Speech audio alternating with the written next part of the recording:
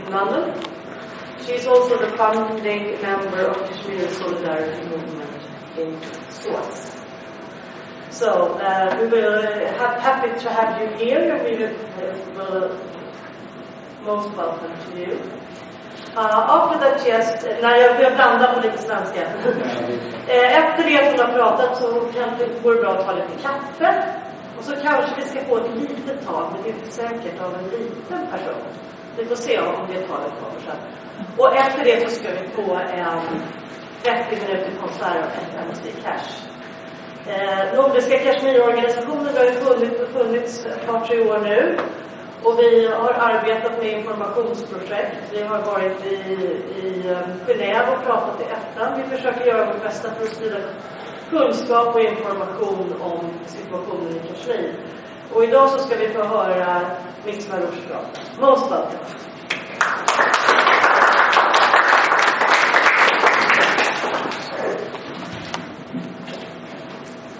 Thank you, Suzanne and Mehroosh for inviting me here, and also Talat for organizing this. I'm very thankful to NKO to have hosted this event today, because as I talk about what's happening in Kashmir, it's really important that we talk about the siege in Kashmir. I'm just wondering, maybe we should shut the door. If you want the microphone. If you need it. Okay, maybe it's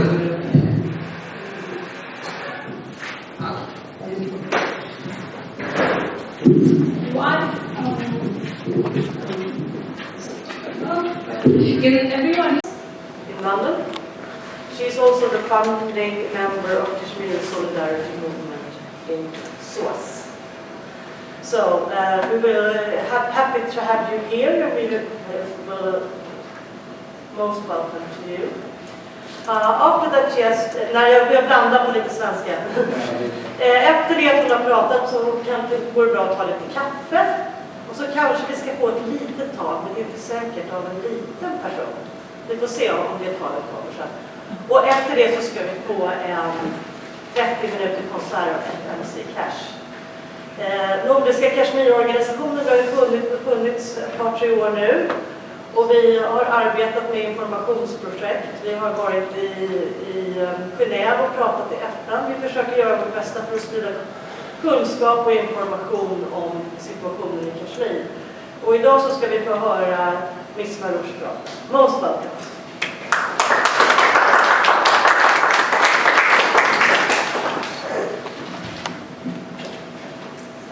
Thank you, Suzanne and Mehroosh for inviting me here, and also Talat for organizing this. I'm very thankful to NKO to have hosted this event today, because as I talk about what's happening in Kashmir, it's really important that we talk about the siege in Kashmir. I'm just wondering, maybe we should shut the door. If you want the microphone. If you need it. Okay, maybe it's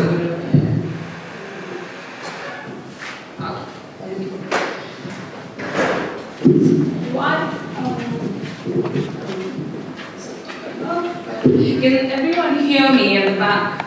Yeah. Okay, I think this should help. Okay. How many of you know about Kashmir, by the show of hands? Everyone, yeah? Someone who doesn't know about Kashmir? Okay, everyone does know. Fine. Okay. What I want to start, I just have a few, there's not much on the slide, but there are just a few pictures to kind of explain what I'm talking about, so it's easier to understand in case I'm not, making sense, or like, it's so that I also just use some like pictures and things like that to explain what I'm talking about really. So this is a map of Jammu and Kashmir. And as you all may know, that Jammu and Kashmir is divided between 3 different countries: India, Pakistan, and China. The green bits, the current northern areas are under Pakistan occupation right now. Then there's Azadi Kashmir, which is under Pakistan occupation or control, as many people say. The yellow bit of Aksai Chin and also the Siachen Glacier and Suction Valley are under the Chinese at the moment, and then all of the yellow, the light yellow skin color, whatever you want to call it, is under the Indian occupation. Which is something that many people generally do not know about, that how the region of Jammu, or the erstwhile princely state of Jammu and Kashmir, is divided currently between the three nuclear superpowers of the world. So what I want to do right now is just kind of briefly go about the history of like the conflict of Jammu and Kashmir, what happened there, etc. And the problem of the conflict started in 1947, officially, the way we know it, between India and Pakistan, where the partition happened, and then Nehru and Jinnah, in a way, and including Mountbatten, who was representing the British Empire at that time, were discussing which new country or new nation state Jammu and Kashmir should be part of. The then Maharaja Hari Singh was a Hindu ruler in a Muslim majority state who was more inclined to go towards join India versus the Kashmiris who wanted to join Pakistan. At the time of partition, Hari Singh had not made his decision about where he wanted to, which country he wanted his region to join. He was trying to go, get the third option, the independent Jammu and Kashmir. In 1947, we also had something called the ethnic Muslim revolt in Jammu, which basically asked during the revolt, what happened is the Muslims of Jammu asked the Pakistani tribesmen to help and support them under the rule of Dogra Claim, which is when the tribesmen came into Jammu and Kashmir, and in a hurried situation, what the Maharaja did is so-called sign the accession document. Now, there is no evidence, proper evidence of this. This story or this narrative has been questioned by Christopher Snedden in his book, but the general story goes is that the Maharaja signed an temporary accession document where he said that on the matters of defense, communication and external affairs, India would basically govern the whole princely state of Jammu and Kashmir. So all of this region that we are seeing on this map would temporarily accede to India under the new partition that had taken place in the August of 1947. However, the reality was that there was a line of control at that point in time, which is where Azad Kashmir is really. You can see that, the differentiation. And in reality, what this meant was the northern region and Azad Kashmir was under the control of Pakistan, and the rest of it was under control of India. Now, just fast forward to, also the last thing was that at that point, India and both Pakistan had promised a plebiscite, a referendum to happen where the people of Jammu and Kashmir would decide which country to join, which has not happened ever since. And let's fast forward to what happened in 1990. So the political turmoil was going on ever since the partition time, where the people were kept separate, but the line of control was porous. But what happened in 1990, late 1980s and early 90s, was that an armed guerrilla movement started within Kashmir, in the Indian-occupied Kashmir, where young people took arms, were trained in Pakistan and Afghanistan, and then came back and fought the Indian state rule.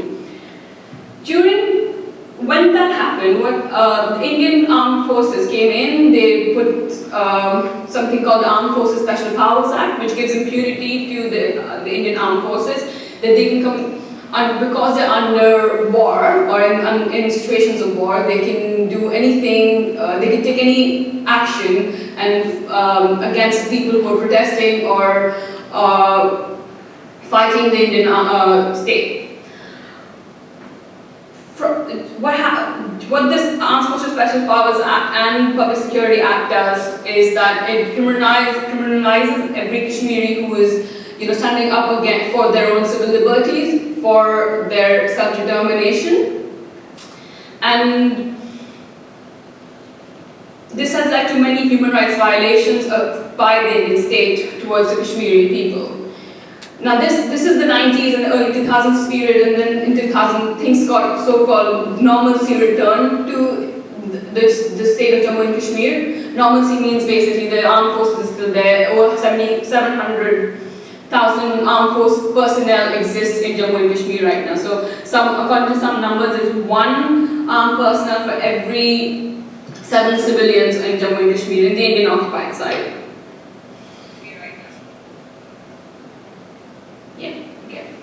So now, this is the general background that I wanted to give you. But today's conversation and talk, really, I would concentrate more on the Indian occupied Kashmir rather than the Pakistan occupied Kashmir. We can talk about it in question and answer and discuss if you have any questions. But what I want to really concentrate on today is the Indian side and what is happening currently in Jammu and Kashmir, which is occupied by the Indian state. So. The story of the summer uprising in 2016 really started on the 8th of July 2016, when there was an extrajudicial killing of a 21-year-old Hizbul Mujahideen commander called Burhan Wani. How many of you heard about that? Yeah? Okay, brilliant. So, as you may have known already, I think it's 51 days, 51st day today, that since the siege started. So on the eve of, on the evening that Burhan was killed, people came out on the streets and started protesting against the state oppression. Now, he's a militant. Why is that thousands and thousands of lakhs of Kashmiri people came out on the streets to protest against the extrajudicial killing of a 21-year-old who is so-called a commander of a militant group? There must be a reason, right? Which is something that the Indian occupation does not understand at all. Over 60 people have been killed. I think it's 67, but the official number hasn't been really confirmed, but over 60 people have been killed. Hundreds have been blinded by the use of pellet guns. Pellet guns are these small lead balls that the army shoots at people, or the armed forces, not just the army, the armed forces, CRPF, etc. They shoot at people, and they're supposed to be dispersed. Like when you shoot once, hundreds of them, hundreds of small pellet balls are supposed to disperse around the air. So it's not targeted at one person. So it's targeted at many people. Like by one shot of pellet gun, you can target a number of protesters. Now they're supposed to be so-called non-lethal weapons to disperse the protesters. However, they use not below the waistline but above the waistline, directly at people's faces and their bodies, so that they can actually be injured and then have to go to the hospital, and that's where the army or the police really picks them up from. The way they've been used in this summer, they started using the armies or the armed forces, Indian armed forces started using them in the 2010 uprising. But the way they've been using them now is really simply to injure the protesters and discourage them from coming out. However, we see that people are still coming out in big numbers rather than staying back in their homes. Many times we've heard, this summer we've heard stories of Insha Malik. Okay, I'm going to show a few pictures, and just a big small trigger warning that there are some brutal pictures and they might be gory pictures, so just be careful. And there's some children here, I'll try to just give a small simple glimpse of it rather than keep them here on the screen for a long time. So before I come here, so this is Insha Malik, who was a 14-year-old girl who was standing in her own house and was shot, and when an army personnel or an armed personnel shot a pellet shot at her, and through the window, her face was completely butchered with pellet guns. Now this little girl of 14, 15-year-old who was supposed to be studying in school cannot do that anymore because most likely she's lost her vision and also has a brain infection now. Here are some other pictures, and these small pellet guns, you can see how small they are. You can't really take them, you can remove them surgically, but there's so many people who have been operated for eye injuries right now that something like this would not be operated on this man. And what will happen is if he has to go through any kind of MRI scan, or even just go through airports, the magnetic fields actually can injure you even more because you have a lead ball inside your body. This is a 5-year-old boy who the army pierced a needle in his eye. And if he's a protester, would you still, even if he was a protester, first of all he wasn't, even if he was a protester, would you expect an army, a state police or an army personnel to do this? If the Indians say this is not war, what is? What is the situation of war like when armed men or armed agents of the state do this to someone, a 5-year-old? What else has happened during the siege, during these 51 days? Apart from hundreds being blinded, there have also been over 6,000 people who have been injured. This is an underestimated number of people. They've attacked ambulances and hospitals. So in one of the main hospitals in Srinagar, where the injured are being treated, they've thrown shellings of tear gases in those hospitals. Meaning, like, the areas can be so septic to infections because of the shelling. I mean, there's a structured attack by the state on the people of Kashmir. These are not necessarily always protesters. Protesters have obviously been injured a lot more, and they've got a big brunt of the state's clampdown. But also, normal people. What the siege also means is that there is no food to buy in the cities. They've stopped internet, as many of you would have known. They stopped mobile communication in the state, which means that you and I, if I were to step out of the house to do my job of, say, as a journalist, if I stepped out, I would not be able to call home and tell my parents if I'm coming back or not. Or if I was a policeman from Kashmir, a Kashmiri policeman, I would not have access to a mobile phone to call my superiors or my family or anyone for that matter.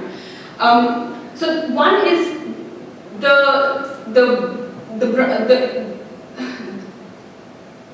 all the issues of health and safety, etc., that come after a curfew or a siege is on. But also, what about the women who are about to deliver this month? What about the elderly who had to go to hospital for some kind of treatment or the other? How do they manage? So if that's not war, what is? And the Indian state keeps denying that this is a war-like situation. They keep denying this is an occupation.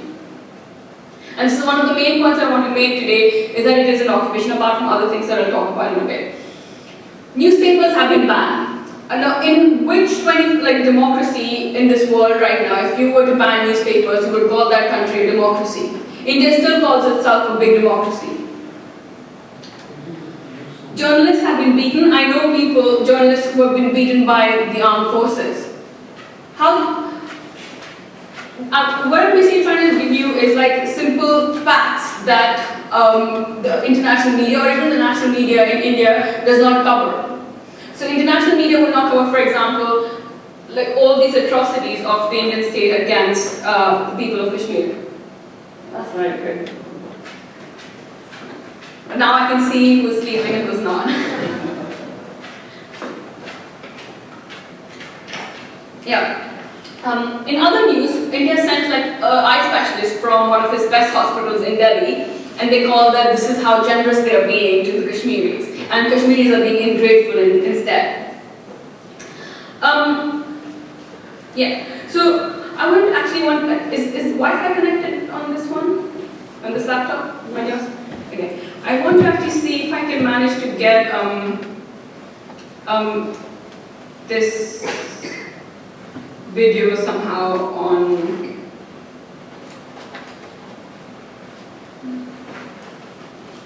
Because this is just an example of what is happening right now in Kashmir. Okay, there's no voice output, but it's only a minute and a half long video, but you can, and anyway, she's speaking in Kashmiri, so many of you might not be able to understand, but you can see the background, what is happening, and there are some bits in English just so you can see what is going on. So she's talking about her son who was hit by pellet guns in his eye, and he hasn't been able to get treatment, and also about her husband who needed some medicines, and she's not able to. She had like enough medicine for a month, because people generally do that. They hoard medicines and necessary items in their house, but they're not able to, beyond a month you can't really have medicines, or you don't expect that this is going to happen. I'm sorry, you can't really hear the audio, because that would have explained a lot of things what is going on, but basically there is a military siege going on, which people do not talk about. And even though this may be very obvious right now to us, that this is what is going on in Kashmir, it's not that, this is not how the Indian people really look at the issue of Kashmir and what's going on right now. So this is a 4-year-old Zura who's been hit by pellet guns, and in her interview she talks about how the policeman threw firecrackers in her. This is how, like, the psychology, and she can't understand why a policeman who's supposed to protect her is throwing firecrackers on her. There are other videos of army men who are like literally breaking windows of people's houses and ransacking villages in one night. So people have actually been, leaving the villages in the last week's time, because at night the army came and started breaking their windows and their doors and creating havoc everywhere. And this form of collective punishment that is used as a tool of war by the Indian Armed Forces since the 90s, when the guerrilla movement started. And for example, you may have heard about Koshpura, where a whole village was raped in one night by the army, and still there is no justice that those villages have seen. Okay, I'm just going to leave it over here, this shows how the army is afraid of a young boy who all he has in his hands really are like stones, rather than a gun, for example, which they have. Before I go into other things, but also I want to spend some time on Burhan's story itself. Who is Burhan? Who is Burhan Wani? Why is that even after 51 days, Kashmiris are out on the street right now and protesting his extrajudicial killing? I mean, his story, if you would have heard about it, is nothing less than a Bollywood or Hollywood movie in itself. You can make a movie on his life, which is unfortunate. It's that dramatic, really. He was 15-year-old when, with his elder brother Khalid, he and his friend had gone out on a motorcycle ride. His brother had just bought a motorcycle, which was, every teenager, young adult's, choice of vehicle, and you were supposed to, show off. And this is what a 15-year-old was doing in his neighborhood of Tran. He was just out on a ride, and the Special Operations Group picket of the Jammu and Kashmir police stopped them and ordered them to get cigarettes. Now, Khalid went in to buy these cigarettes for the policemen, whilst Burhan and his friend were waiting for his brother to come back. He got the cigarettes, gave it to them, but without any agitation or apparent reason, the troopers pounced on the boys and they started beating them up. Now, Burhan, at the age of 15, saw his brother pass out by the beatings of the policeman that day. Now, can you think about the psychology of this 15-year-old teenager? What would that have done to his psychology? So, when this happened, a few years later, he decided to join the Hizbul Mujahideen as a militant guerrilla commander. And he was very popular amongst the Kashmiri people because of his social media presence. He used social media to talk about his movement and talk about, he would play cricket with his fellow members and, send those messages out to the Kashmiri people. He also talked about how Kashmiri Pandits would not be affected by during the Amarnath Yatra, and he completely was against the Israeli-style settlements of the Kashmiri Pandits' return and resettlement in the valley. So this is what I'm trying to say is that this is not a religious movement. He was not part of a religious movement or religious tehreek, as many people think that he was. Now, why is Burhan's killing an extrajudicial killing, first of all? So, on the 8th of July itself, like the day he was killed, in a hearing, the Supreme Court of India was hearing a petition for the repeal of ASPA in Manipur, and they found that 1,528 fake encounters in Manipur itself. 1,528, I'm repeating, 1,528 fake encounters in the state of Manipur, which is in the northeast of India.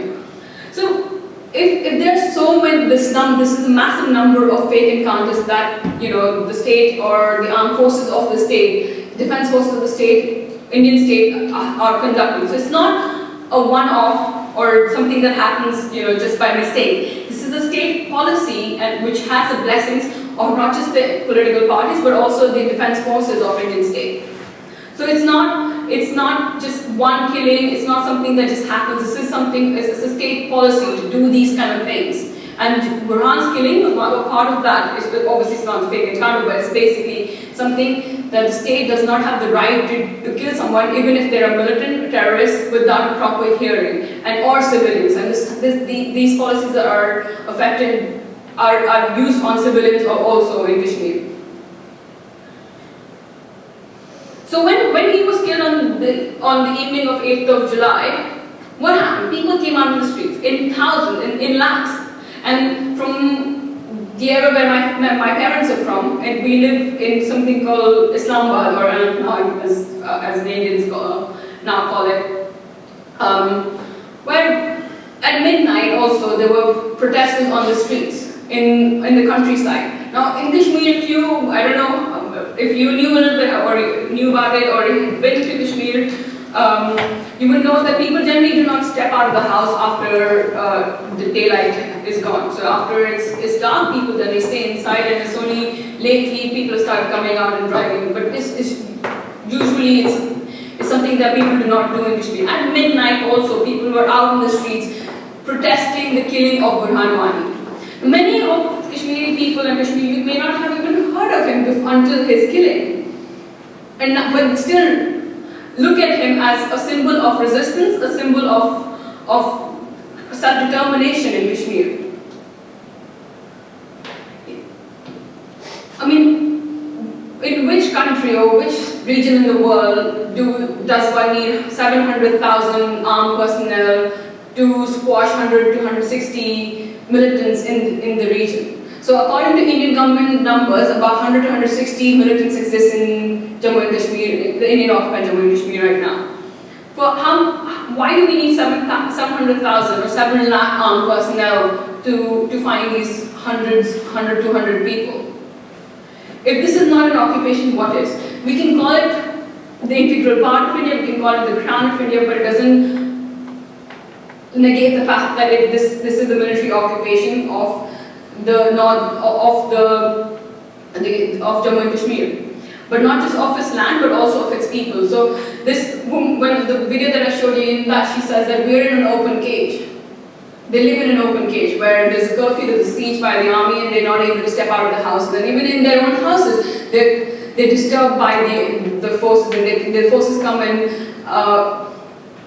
throw stones at them. I mean, I don't know if many of you have been following this on social media, but there are tons of videos of armed personnel in army uniforms that are throwing stones, throwing bricks at windows of houses.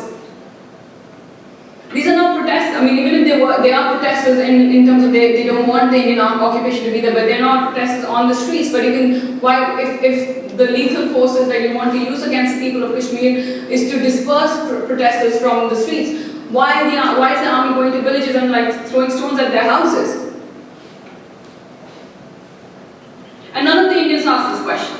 None of the Indians ask, what the Indians say is, why did that one policeman die during the protest? Or why did these many people from the army were injured during the protest? They don't talk about the 60, 70 people who died in these 51 days. They don't talk about the 110 people who died in the summer of 2010 during similar protests over 4 months' time. And obviously they don't talk about the whole 2 villages that were raped 25 years ago, but that is of no consequence at all to the Indian people or the Indian state. So what I want to do next is talk about like a few myths that the Indians have, and or the world, not just the Indians, but the world has about Kashmir. And I want to debunk those myths.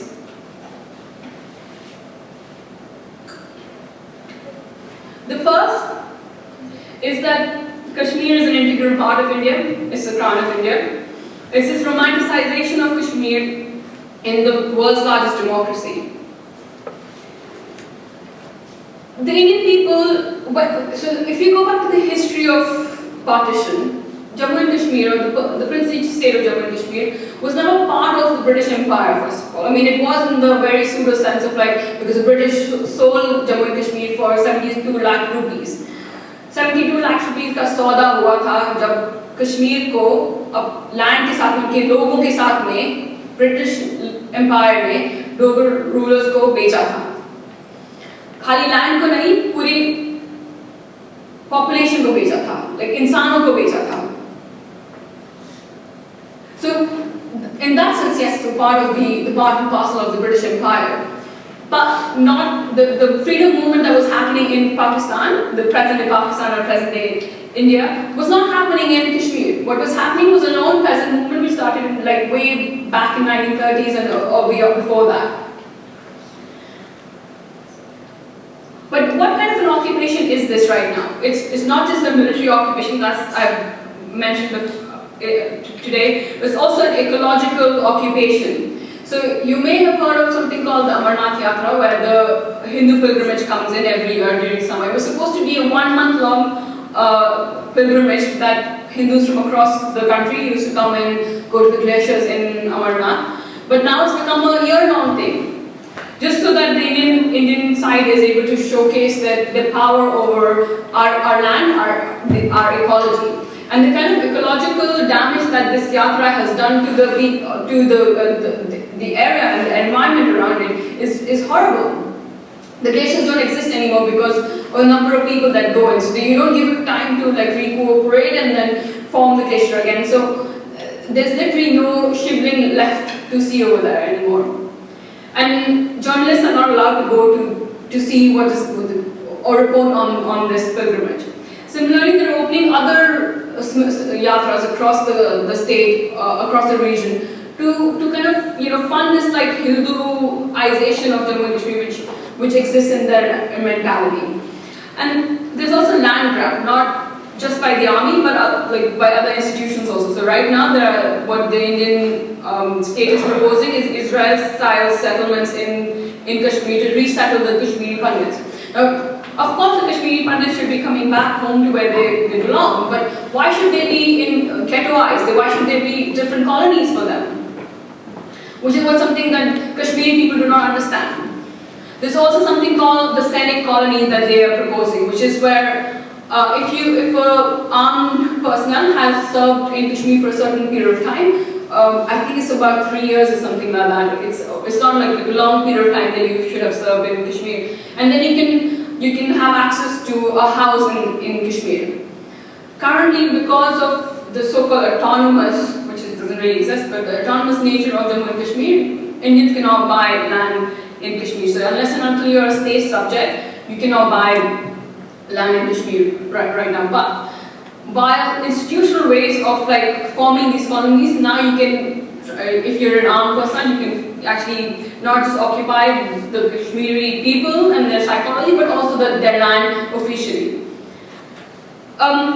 We don't have official figures on the amount of land that has been like occupied by the army, but there is a huge amount of land that has been, taken over by the army and which is not available for the people of Kashmir itself. The other kind of occupation, it is obviously a political occupation, is simply the political leaders of Kashmir are under house arrest. Today, yesterday on Friday, Gilani was again, he's perpetually under house arrest, but he was again arrested in anticipation of like a Friday march.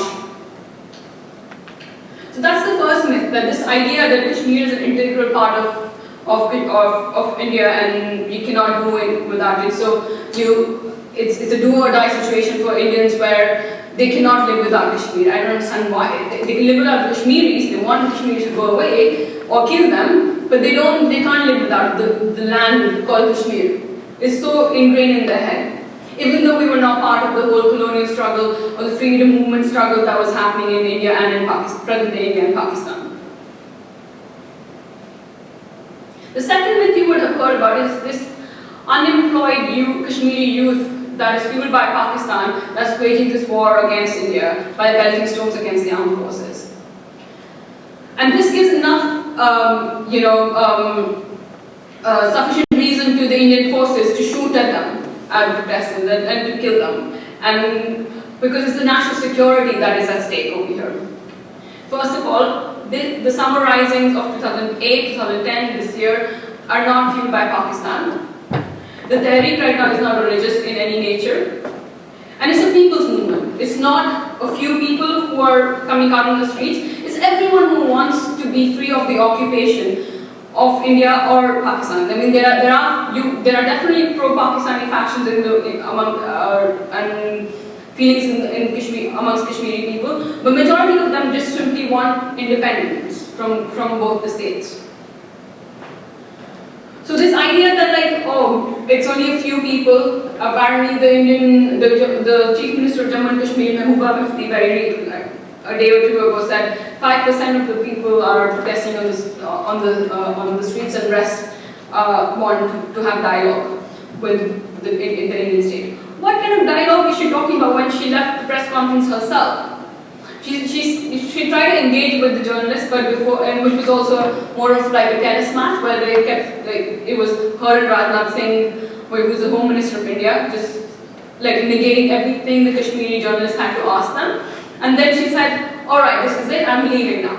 So what if they invite us for dialogue, but they are not ready to have that dialogue? What's the point of pretending that they want dialogue? And then this idea that only 5% of the population is out on the streets. That's completely wrong. Everyone in Kashmir wants to be part of this movement. People who are not in Kashmir but are Kashmir want to be part of this movement, and they want independence from India. The third myth that I want to talk about and debunk is that India spends a lot of money on Kashmir and Kashmiris are ungrateful, and if India wasn't spending all this money on Kashmiris, then they would not be where they are, and they all want government jobs, and all they want to do is join Pakistan. This is a very constructed Indian narrative about Kashmiri people. The funds that are spent on Kashmir are not spent on development, first of all, and it's not a governance problem. Historically, the region was the trade that Kashmir used to do was with Central Asia rather than the Indian subcontinent itself. And the northern part of Kashmir since India and Pakistan partition, has suffered from permanent isolation. For example, Kargil, which is, if you see this, can you find Kargil on the spot here? Yeah, it's on this around on the line of control. So Kargil was historically served as a connecting town between Ladakh and Gilgit and Baltistan, and then therefore was Central Asia. Because of this construction of line of control, the trade has absolutely stopped since the past 70 years, and therefore any kind of the amount of suffering that people of Leh Ladakh and Kargil have had because of this, this trade barrier now has affected everything: the livelihood, the trade, the culture, and everything has been isolated over here. So, and also linking Kargil to mainland valley, for example, There's the fact that there's only one road that connects Srinagar to Kargil, which is about 300 kilometers, and then to Kargil to Leh, another 300 kilometers. The fact that this road is only open for like 3 or 4 months in a year, and actually the easiest way to get to Leh and Ladakh, Leh and Kargil and Ladakh, basically, is via India. So not by the valley, but via Himachal Pradesh, which is just below Jammu and Kashmir. Or directly via plane from Delhi and not via Srinagar, for example. This use of infrastructure to separate and to break the culture of Jammu and Kashmir is a state policy that has been going on since partition and has obviously been accelerated since the 1990s.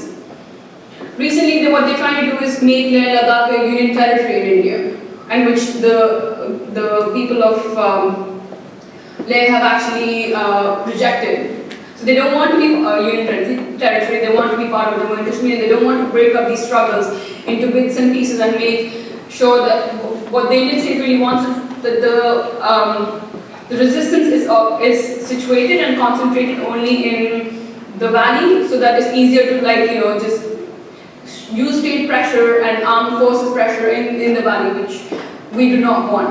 So everyone is part of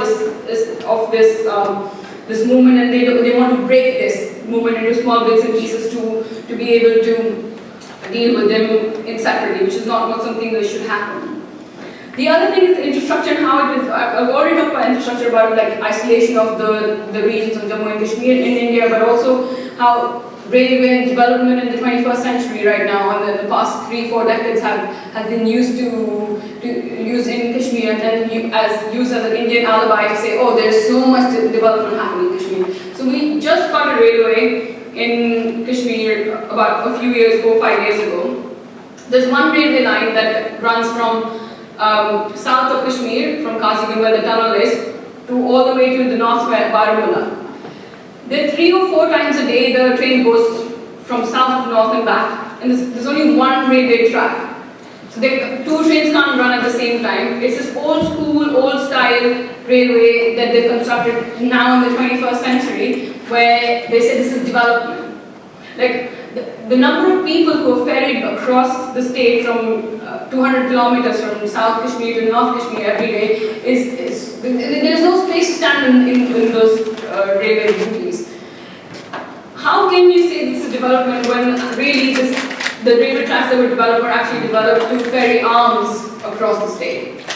And then they use this as like this excuse that India is developing Kashmir, and Kashmiris are ungrateful people who do not want our development, and all they want to do is be unemployed and want to kill themselves for their own movement. This is the narrative the Indian media and academics also take. There was an article very recently, was it in like scroll.in or something, where in an Indian American, I don't know, okay, she's definitely Indian, but I'm not sure if she's American or not, but she's based in America right now, an academic who says that the new militancy seems strangely devoid of politics. It is driven by a national and religious fervor that brokes no compromise. Resistance, suffering, and sacrifice are ultimate goals in themselves. Delegitimizing this movement of Kashmiri people at every level by giving it a religious flavor, by saying that it's militancy and people just want to go and kill themselves. It's dehumanizing the people of Kashmir. It's insulting the people of Kashmir.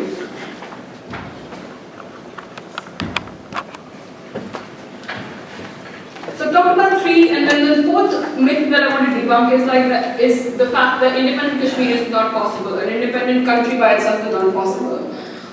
Because it's landlocked and it has no economy of its own, so it's dependent upon India to have an economy, and without India, in Kashmir would be nothing. There are over 160 countries in this world that are smaller than Jammu and Kashmir. Lebanon is one of a very successful country. It's one of the smallest countries in the world, and smaller than Kashmir. How did they manage to work it out? The number of water resources we have, and that's another kind of occupation that I should talk about. We have quite a few rivers that go through Kashmir, and that's one of the geopolitical reasons why India and Pakistan, there's water politics that goes on too. But what India does is really uses those water resources to fund their own electricity supply rather than give it to Kashmiri people. And that happens in the Pakistan-occupied Kashmir also. So using their water resources to build our economy could be one way. Tourism is the other. We are an agrarian-based economy, we know that, but it's all high-value agrarian economy. We have fruits that are exported, I mean.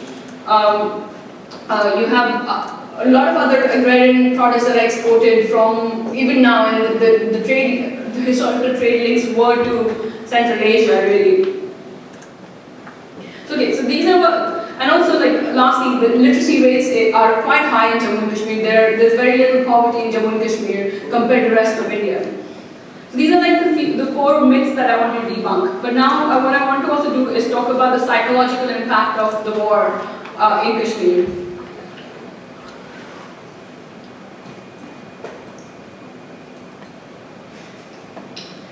So I have a few paintings from people from Jammu and Kashmir, and this is how they see the occupation or the siege right now in Kashmir.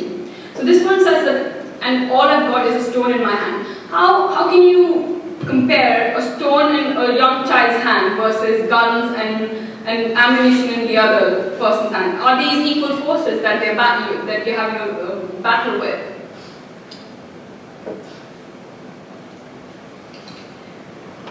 If there is a paradise on earth, don't search it here, it's not here, it's not here, it's not here. This is what a young Kashmiri thinks about Kashmir now.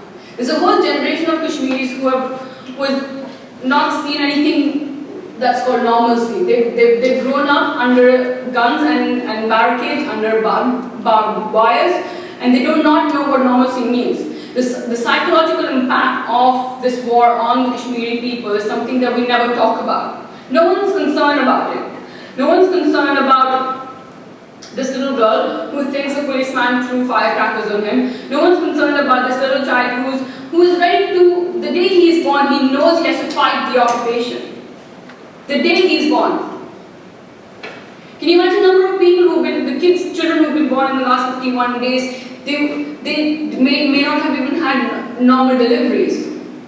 This is the 21st century and you do not have access to basic healthcare services when you're born. How can you say that this is not an occupation in India?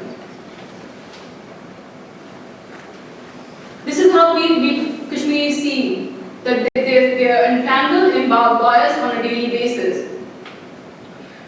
This is how they see it. You see this beautiful idea of Kashmir being the Dal Lake. You're sitting there very romantic. This Bollywood music going on in the background, and you're sharing flowers with your loved one. But the truth is, that's what Kashmir is. Full of red, but full of blood.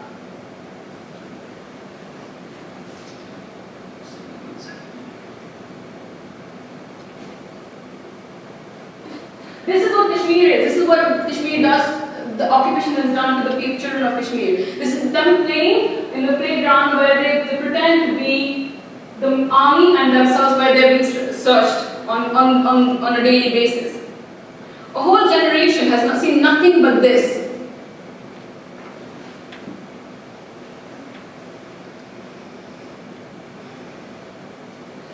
And the state rhetoric that has been shoved to us in India is something that we've grown up with, this idea that we are part of India. The new generation, they've been force-fed this idea. Like, children in Kashmir are taken on army tours across the country to show them how India is. But every time an Indian comes to Kashmir, we look at them as foreigners. And that irks the Indians. Every time we go to India, we look at that as a foreign country, not as our own. And every time we go outside Kashmir in India, we looked at as terrorists.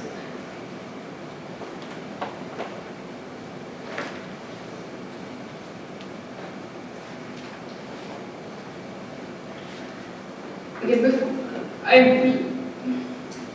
let's talk about the solution then. Let's talk about what India wants and then the solution that India wants to solve this problem. First of all, they don't want to solve the problem, but let's talk about the solution then. Sorry, I'm still in this thought process of what I was talking about. It's a little difficult to get out of that and talk about the so-called solution, because to the world we're not people. We're just numbers of people who die every day because of irrational protest against the biggest democracy in the world. And the way, I came here is because we started something called the Kashmir. I'll come back to the solution in a bit, but let me talk about why I'm here first of all. A few of us were from Kashmir in London at the School of Oriental African Studies, called basically SOAS. A few years ago, we came together to kind of talk about and raise awareness about the Kashmir conflict, because no one talks about it. Many of you already know about it, but do not know what exactly is going on, and in Sweden also, for example, there's not much known about what's going on right now. In the international media, very little coverage on what is going on and what's happened the past 51 days in Kashmir. Very little reportage on the siege itself. There have been a lot of op-eds, like opinion pieces across, a few in HuffPost, one in Financial Times, two in like The Guardian, etc. But there's no actual reportage. The reportage is happening on social media where people of Kashmir are posting pictures of the army throwing stones at them. That's where the reportage is. And then, so what we are trying to do as the Kashmir Solidarity Movement at SOAS is that we're trying to raise awareness about what is going on in Kashmir right now. And why this building the solidarity is extremely important, because no one talks about it, no one empathizes with us, and the only way when India talks about us is in negative light, as unemployed youth who are not willing to submit to the biggest democracy and the armed forces of India.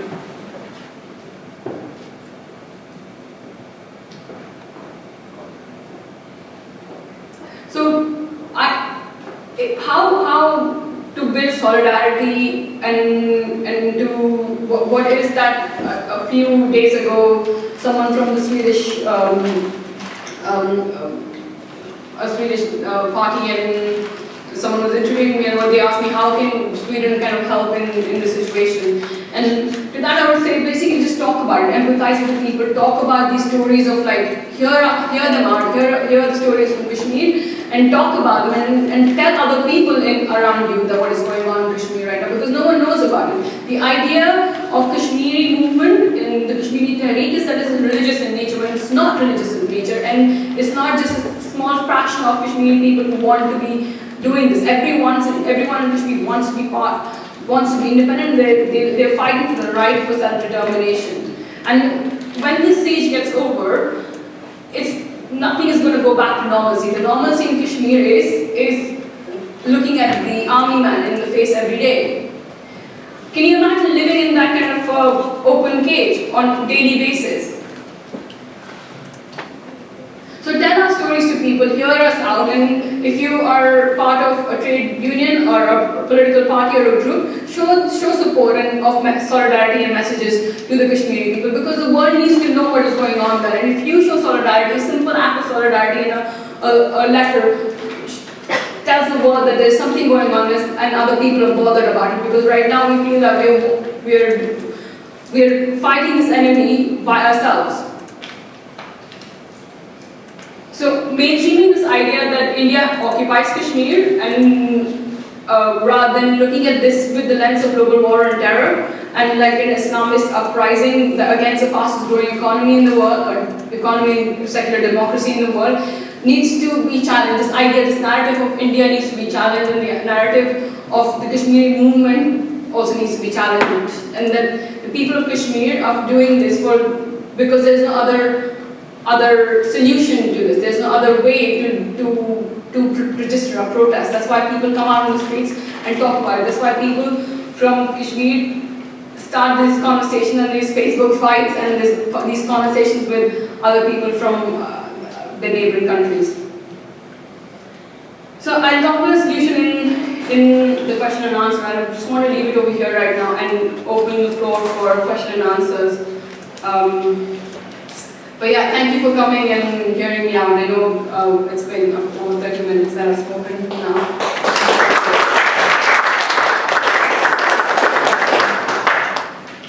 Ja, då undrar jag om det var några frågor så är det fritt fram nu.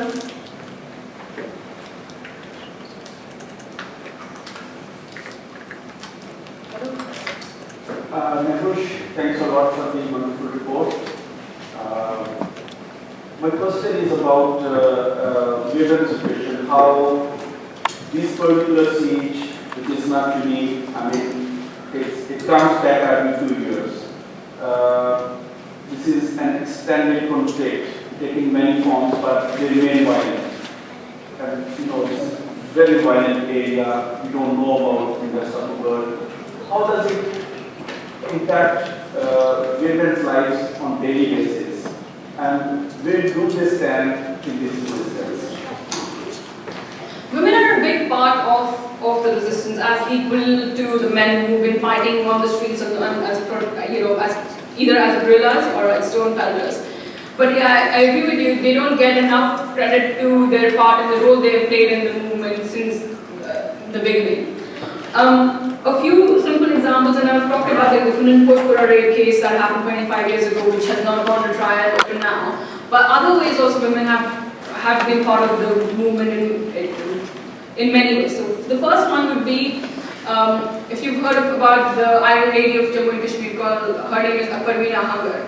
She's the chairperson of Association of Parents of Disappeared People in Srinagar. And her own son was picked up by the armed forces when he was a teenager, and his body was never returned. So she went from court to army camps to find out where he is, and even now she hasn't heard officially from the Indian state what happened to her son.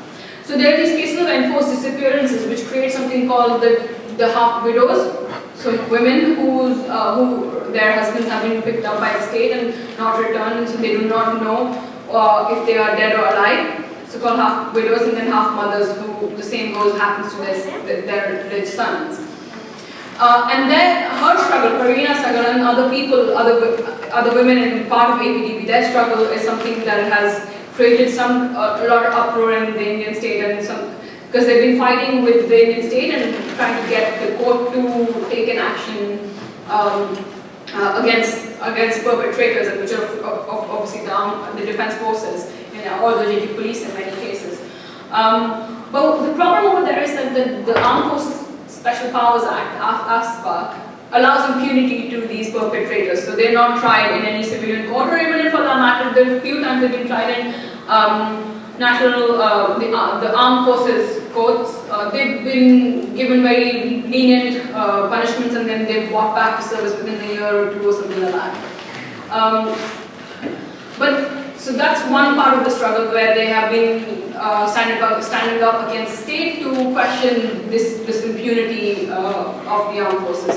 The other side is also during the 90s and the early 2000s, when the army used to cordon off areas together if they heard if there was a militant in the area, or the village had one household in the village had kind of supported or given some kind of support to the militant in their village.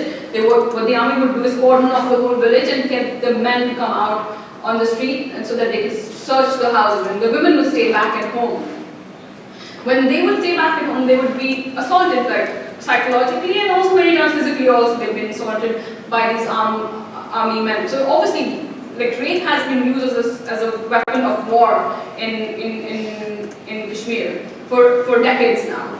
And none of them have actually got any kind of recognition from the Indian state. In fact, today I was watching a video of Kavita Krishnan, who's a women's rights activist in India, and she was talking. She's worked on the Delhi rape case that happened a few years ago, and how she spoke about how the whole country was in uproar, especially the middle class in India was in uproar when that rape case happened, because it happened in Delhi. 25 years ago, a whole village, 2 villages were raped. Even now, the Indian people are not ready to accept the fact that this happened. So So women have paid, and children have paid a big psychological cost of this war in Jammu and Kashmir. They've been very helpful or very supportive of the guerrilla movement themselves.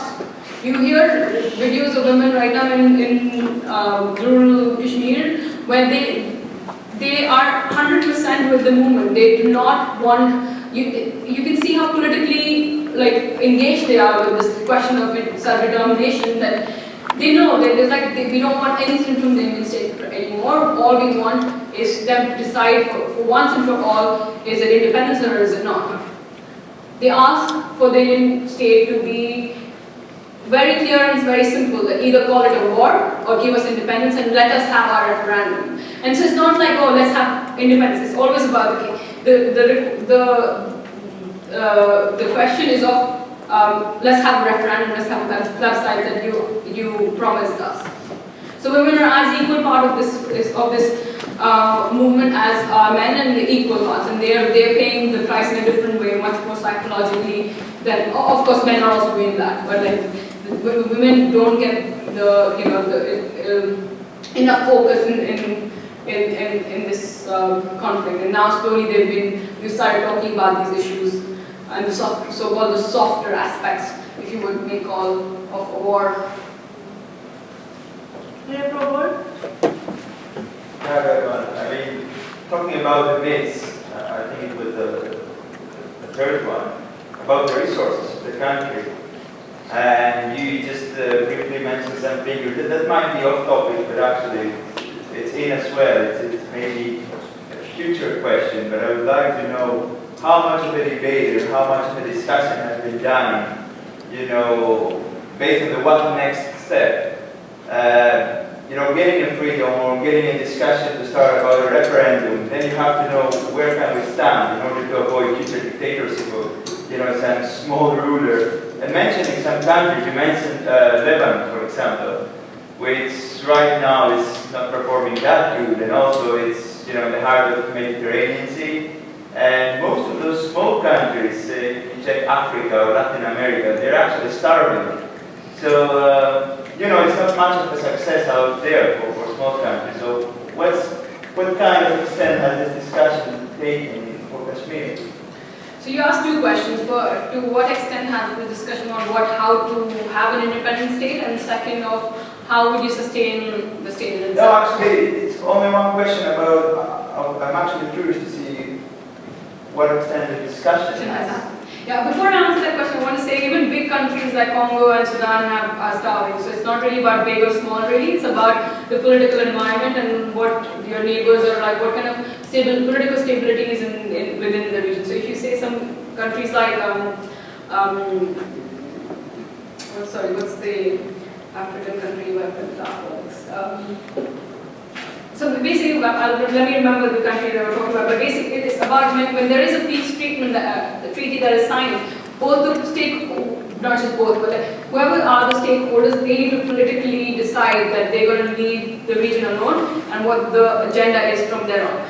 But before that discussion can happen, people need to sit down at the table, okay? So before you can discuss what next, the sitting on the table needs to happen. And every time the sitting on the table happens, it's only India, Pakistan and Kashmiris are never part of the dialogue. So first is that. Second, to answer your question very directly about what next and how people start thinking about what next. Honestly, people haven't thought about it. There are people who are thinking about it, definitely, but officially people haven't thought about it because of the fact that we are never asked, Kashmiris are never asked what they want, what we want. People don't want to hear our stories, first of all. People don't want to accept this in occupation. People don't accept that Pakistan occupied a part of Kashmir and that India occupies a part of Kashmir. So first, for that dialogue to happen, we first need to identify the Kashmiris are also stakeholders to this conflict. It's not a bilateral issue between India and Pakistan. But I agree with you that this question of what next and how to use our resources to develop or not just simply have a transfer of power from one political elite to the other political elite needs to happen. And hopefully in time, the movement and the Tehreek in Kashmir will be able to address these questions. And the question of, for example, women is also very important, of religion is very important, apart from the economic uses, which is what gets the first, piece in the first piece of the cake is always economic question. How do we ensure that money is flowing in? But there are bigger questions also of the society that are important and which need to be discussed, and hopefully the movement is going to discuss that, and people who are part of it, and Kashmiri people will discuss this. I mean, the movement is the Kashmiri people right now, and they will discuss this. But currently, the fatigue of the occupation is so high that all people really want is like India to accept that this is an occupation, first of all.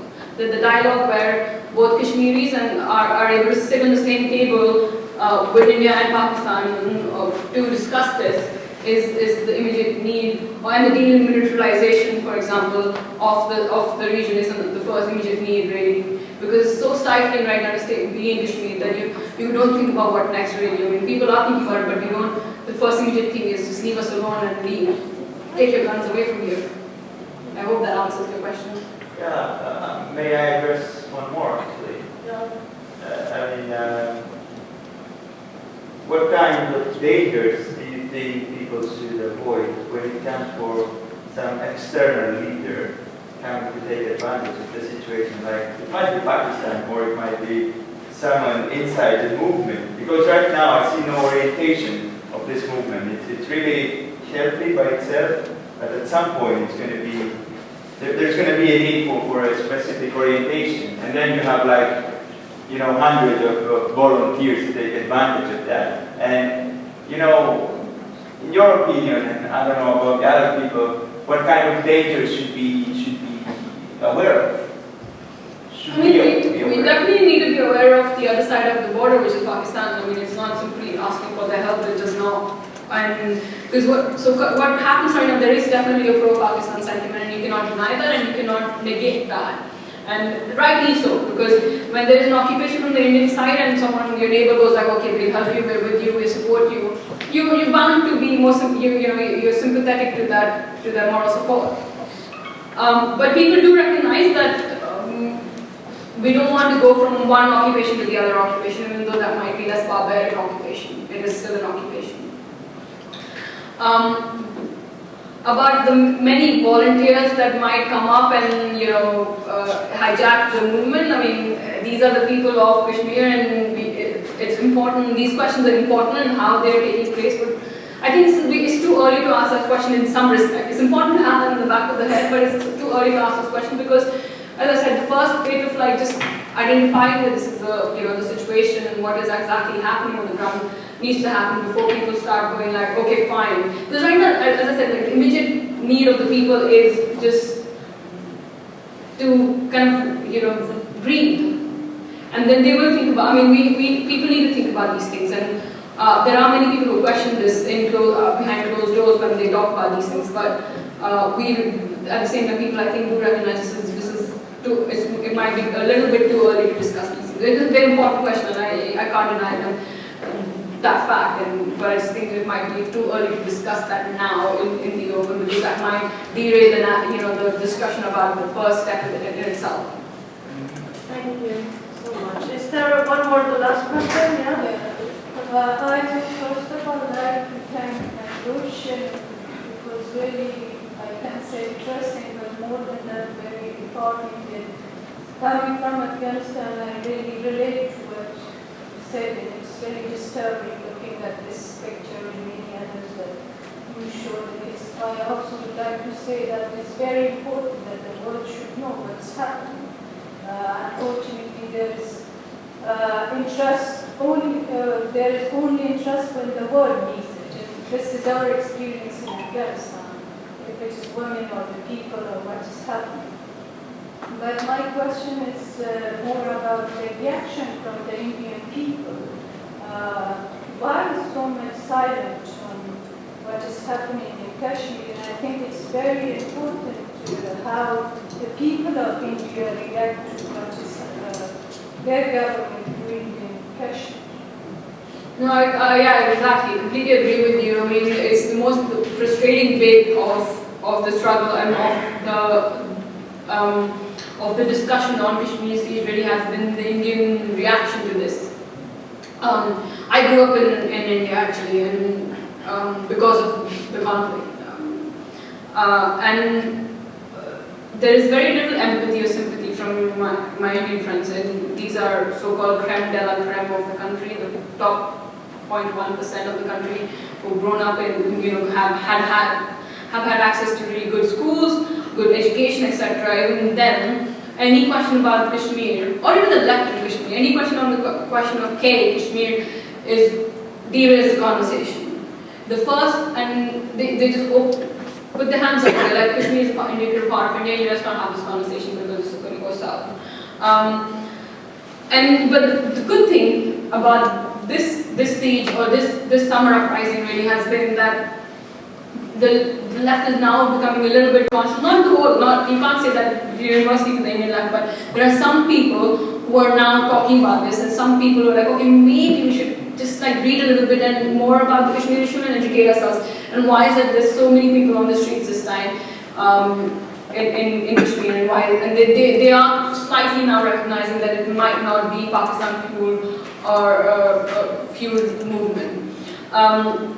So yeah, this silence in Kashmir is I mean, you can get thousands of people can do a PhD or research on why the Indian left is quiet and they're not, they don't engage in the question of Kashmir. Because I think that it first, they do, internationally they don't engage in it because it starts to get the narrative of India, which is, the growing democratic, fastest growing economy in the world, which is secular and democratic. And everyone wants a piece of that economic growth in India and China. And that's why the question of like Tibet and China is never asked. That's why the question of Kashmir is never asked to India. And if you look at the investments India is making across the world, in Africa and Afghanistan also for that matter, it's a very, it's a very, in a way, sub-imperialist way of like going out to these countries, investing in the infrastructure, and therefore then, making the economy kind of, dependent on you in many ways. And that narrative of India in the global economy of like this, third world country that has come out and now, becoming one of the superpowers, is not something that people want to challenge, because all the international, the Western countries want to buy off that economic growth and the global economic growth. They also want to enter India, right? So to be able to invest. And the new BJP government has managed to open everything and sell out their own country in a neoliberal way, right? So that doesn't get challenged from the outside, and from within India it doesn't get challenged because it's a question of the internal democracy that people are very satisfied with the fact that India is a democracy, it's secular, and just questioning the secular nature of the country is anti-national in itself. So the Dalit uprisings, for example, that have been happening, they never really get enough attention in India itself. Like now finally because there's a right-wing government in place which has put policies in place which directly affect, very obviously, but not like the pseudo-secular Congress government's policy, but like the right-wing government policy is a little more direct, and you can see the classic problematics of the policy within itself, the education being changed, etc. So now people are starting to question a little bit. In fact, many Kashmiri people who are experts in Kashmir think that the coming in of BJP government has actually been very useful to the Kashmir cause, because people are now questioning their own state, because under the Congress era, no one questioned because that was pseudo-secular. So there are these two narratives of India that people don't want to question within and outside India also, which is what I think needs to be challenged by people outside. And these are things that people need to talk about more rather than, India is this mystic land of snake charmers and sadhus in like orange clothes sitting there. Nästa på tror jag var här uppe, det var lite blick här, varsågod. Thank you for the speech, but if Kashmir does not win their independence, will the war still go on until they do? Sorry, I couldn't hear you. Speak loudly. Could you stand up? Thank you for the speech, but if Kashmir does not win their independence, will war still happen until they do? Very, very good question. So, it's something that we ask ourselves, like, what do we do if we don't get independence? And I think in the words of Mirza Waheed, he says that the germ of independence or germ of self-determination is kind of fighting or resistance, not fighting, is in every Kashmiri's blood. And children as young as you have just seen, you know, the oppression of the state. You know, when you go to school, children as young as you are not able to go to school many a times because there's a curfew in Kashmir. For the past 51 days, actually, children as young as you haven't been able to go to school. So they know that they have to fight. They have to fight this resistance, not necessarily by an armed movement, but or maybe by the pen, by learning, by educating themselves, and then going to fight the policies of the Indian government, or by simply just existing and then telling the Indian state that we're here, we're going to fight here, we're going to resist you as long as we can. So even if we don't get independence like tomorrow or 10 years later, we'll keep fighting for it because we've been doing that we'll keep resisting the Indian state. We've been doing that for 17 years, we'll keep doing that. We're not going anywhere because there's no other solution.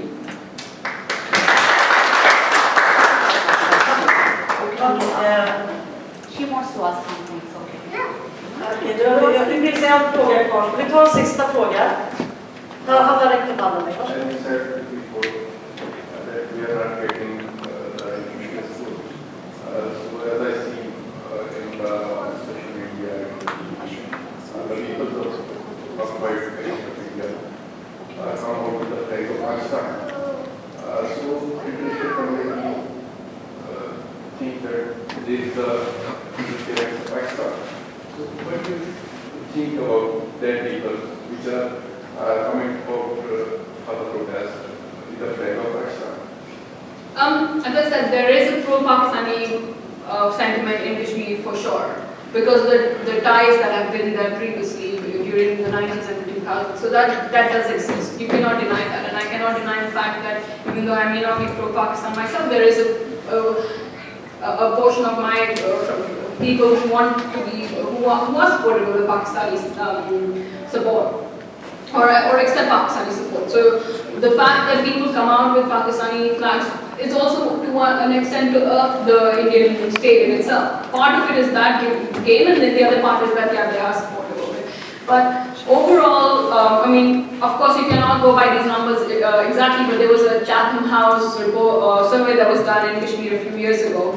Chatham House is an independent consulting think tank based in London.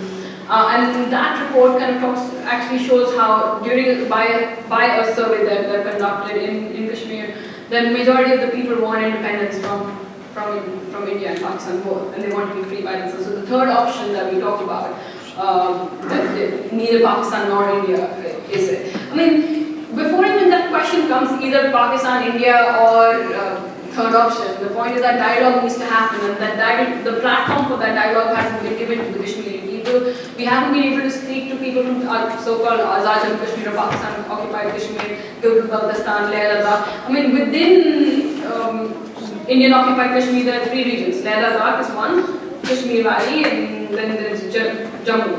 Within these three regions, the conversation is so difficult to have because political leaders are under arrest, house arrest. The other political leaders who joined the Indian, the democracy or Indian democracy by contesting elections are some way or the other sold to the Indian center, or they're just there for their own power rather than to support the Kashmiri people. So that dialogue hasn't happened, and the immediate response or the solution to this problem really is to open the platform to have that dialogue. And slowly, once people start doing that, hopefully this idea of, say, maybe pro-Pakistan faction, which may be taken forward, could be a solution, or complete independence may be the other solution, or maybe so-called pro-India sentiment might also exist. But that dialogue needs to happen before that, these decisions are made. But in Pakistan, so if you have the flag of India, your house will be finished, you ultimately finish there, and the India will be treated as better than Pakistan. I mean, they killed 70 people in the past 51 days. Is that better than being treated by having a little bit of military presence in Pakistan occupied Kashmir, I don't know, 27, 28 years of armed personnel next to your door, like 100 meters from your door every day, and versus having pseudo-elected Pakistani, Pakistan-sponsored politicians in your state and less developing versus guns on point at you. I mean, I don't want to, there's no point comparing these two things, that's not the point. But, and there's apply to Pakistan occupied Kashmir too, and then there's apply to Indian occupied. Both are occupation. The point is to get them together, have that dialogue, and be our own. Thank you, Mrs. Mehroosh.